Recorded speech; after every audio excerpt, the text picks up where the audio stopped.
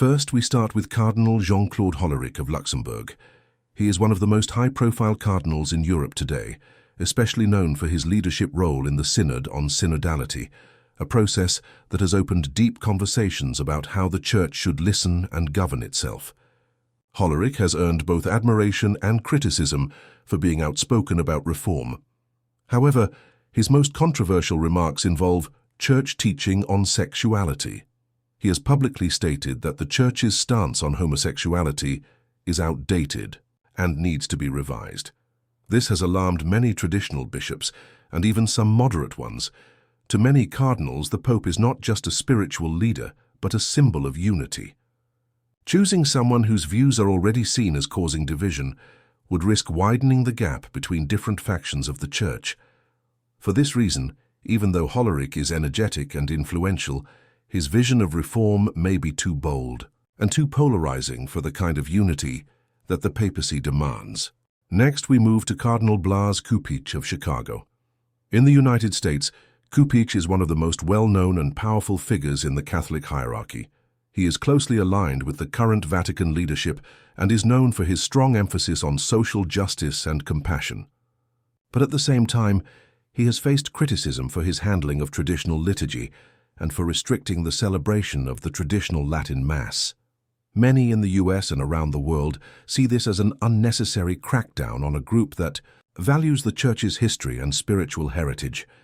His perceived progressive stance has created tension among more conservative bishops and priests. This division makes it hard for Cupich to be seen as a candidate who can represent the entire Church. Additionally, the fact that he is from the US, a global superpower with its own controversial religious landscape, might also make other cardinals cautious. The Church tends to avoid appearing politically tilted by electing a pope from a country that already holds great global influence.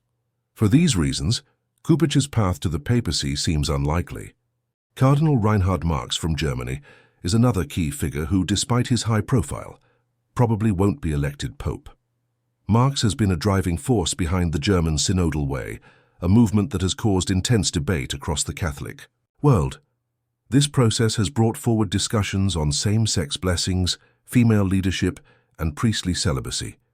While some see this as a brave attempt to respond to modern challenges, others view it as a dangerous departure from core Catholic beliefs. Marx's critics say he is leading the Church toward Protestant-style changes, and they fear his approach could break communion with Rome. These fears have grown louder with every statement and proposal coming out of the German bishops' conferences. For the global Church, especially cardinals from Africa, Asia, and Latin America, where Catholicism is growing rapidly, Marx's views are seen as too extreme. Choosing him as pope would likely deepen existing divisions rather than bridge them. Even those who admire his honesty and intelligence might agree that Marx's leadership would be too controversial to keep the Church unified. Then we look at Cardinal Pietro Parolin, the Vatican Secretary of State. He is often described as the second most powerful man in the Catholic Church, known for his diplomacy, intelligence, and calm leadership style. However, Parolin's deep involvement in church diplomacy may also be his greatest obstacle. His role in managing the Vatican's controversial deal with China has drawn criticism from many sides. The deal was meant to improve conditions for Catholics in China, especially those who suffer under state control. But critics say it has allowed the Chinese government too much influence over church matters. Some fear it sacrificed principles for diplomacy. This, along with his position as a top bureaucrat, makes some cardinals uneasy. They worry that electing a pope from the heart of the Vatican's political machine would send the wrong message, that the Church is more concerned with deals and strategies than spiritual guidance. Parolin may have the experience, but the current climate may call for someone more pastoral and less entangled in politics. Cardinal Luis Antonio Tagle from the Philippines once carried the hopes of many as a potential future pope. Young, passionate, and from a growing part of the Catholic world, Tagle seemed to represent a new face of global Catholicism. He was often compared to Pope Francis for his humility and connection with the poor. However, his profile has diminished in recent years. After moving to Rome for his role at the Congregation for the Evangelization of Peoples, he has become less visible. Some cardinals feel he has not used his position to assert strong leadership or address the growing challenges in the Church. Others worry that his soft-spoken and gentle manner, while inspiring, may not be strong enough for a papacy that must face internal resistance and global pressure. There is also concern that Tagle, being so similar to Pope Francis in tone and approach, might not bring the fresh direction some are hoping for. Though he is still respected, many now doubt he would have the force needed to handle the complex and sometimes hostile environment of the modern Church. Moving to Cardinal Joseph Tobin of Newark, we find another figure who once appeared to have papal potential. Known for his pastoral care and concern for the marginalized, Tobin is seen as someone who listens deeply and tries to build bridges. However, his connection, though indirect, to disgraced former Cardinal Theodore McCarrick has raised serious concerns.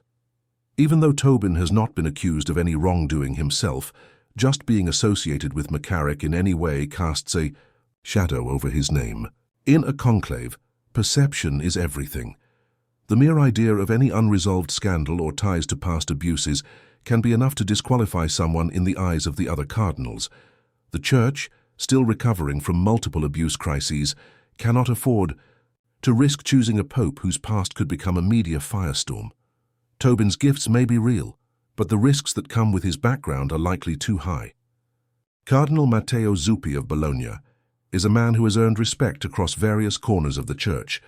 He has worked tirelessly for peace in Ukraine and is deeply connected to the Sant'Egidio community, known for its charitable work and peacemaking. Zuppi's image is that of a mediator, a gentle shepherd who values dialogue over confrontation. Yet this very connection to Sant'Egidio is viewed by some as a problem. The group, while respected, is sometimes seen as overly political and progressive in its approach. Zuppi's closeness to certain Vatican factions could be used against him, painting him as a partisan figure rather than a unifier. Some fear that his papacy would continue a certain direction of governance rather than opening the door to new possibilities. Though admired, he might be viewed as too tied to existing power structures in the Vatican. Cardinal Cardinal Schönborn of Austria is a theological heavyweight. He played a key role in editing the Catechism of the Catholic Church and is deeply respected for his intelligence and clarity. Yet, despite his accomplishments, Schönborn has made it clear many times that he has no desire to become pope. He has even called the idea of becoming pope a nightmare. When someone speaks so openly about not wanting the job, it's a strong message to the other cardinals. Beyond his personal refusal, he also holds nuanced views on hot-button issues such as LGBT outreach and the inclusion of divorced Catholics, which could make some cardinals hesitant.